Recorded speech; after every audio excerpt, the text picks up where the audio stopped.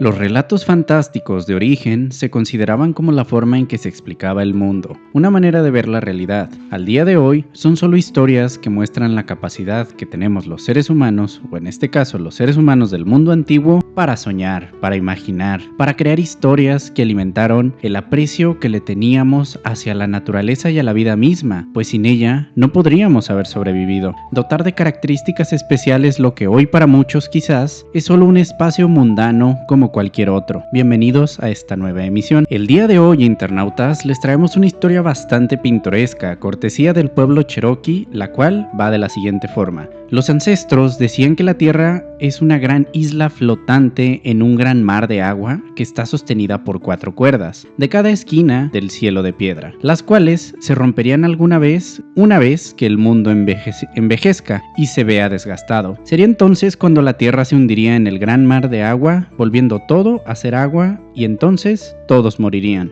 Antes de la llegada del hombre a la Tierra, todos los animales vivían en Galun Galanti, la tierra sagrada, que se encontraba más allá del arco de piedra que formaba el cielo. En ese entonces había muchos, y los animales querían espacio. Fue entonces que comenzaron a preguntarse qué había debajo de tanta agua. Y por fin, el nieto del castor, conocido como escarabajo de agua, se ofreció para ir a averiguarlo. Se lanzó sobre el agua, pero no logró encontrar en dirección alguna una tierra donde pudiese descansar. Entonces se sumergió y en el fondo de dicha agua encontró tierra blanda. De esa misma tierra se dio el crecimiento hasta formar la tierra que hoy conocemos, que tiempo después fue sujetada al cielo, pero ya nadie recuerda quién fue quien la sujetó. En un inicio la tierra era plana, blanda y dura. Pese a ello, los animales en sus ansias mandaron a pájaros a ver si había algún lugar donde poder estar, pero no había aún un sitio donde posarse. Tras esperar el momento idóneo, enviaron al buitre, el padre de todos los que hoy existen, que voló toda la tierra, pero el suelo aún estaba blando. Cuando llegó al país de los Cherokees, estaba demasiado cansado y entonces comenzó a batirse con el suelo. Los animales al verlo tuvieron temor de que todo en la tierra se volviese montañas y trataron de llamarle, pero se dice que por eso el país Cherokee sigue lleno de montañas. Al bajar por fin a la tierra, cuando ya estaba seca, el mundo seguía oscuro, por lo tanto consiguieron el sol y lo colocaron en el cielo, de modo que siempre fuera del este al oeste. Naturalmente, así hacía bastante calor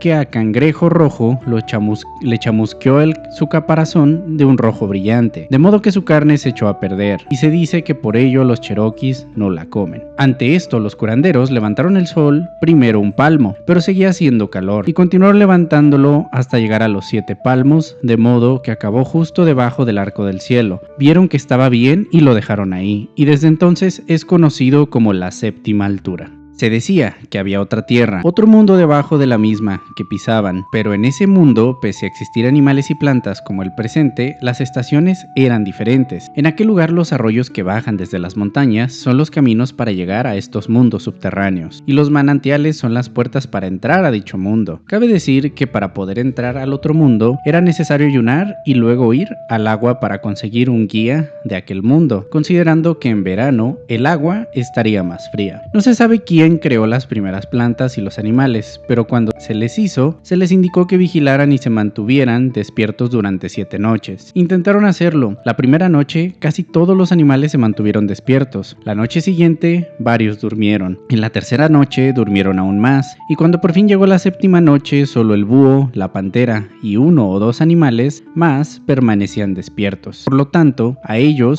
les fue concedido el poder de ver en la oscuridad, la facultad de comer y matar a los animales que durmiesen durante la noche. Incluso los árboles claros también durmieron, mientras que el cedro, el pino, el abeto, el acebo y el laurel permanecieron despiertos. En recompensa, pasaron a ser árboles sagrados, y por eso siempre permanecían verdes sin importar la estación. Para los árboles que durmieron, como no permanecieron despiertos, se les condenó a quedar desnudos para el invierno. Ya estando todo en orden, los hombres comenzaron a venir a la tierra. En el principio solo había un hombre y una mujer. El primer hombre golpeó a la mujer con un pez y en 7 días un niño bajó a la tierra. Algunos más vinieron a la tierra. Fue tan rápido que por un momento se pensó la tierra no podría contenerles a todos.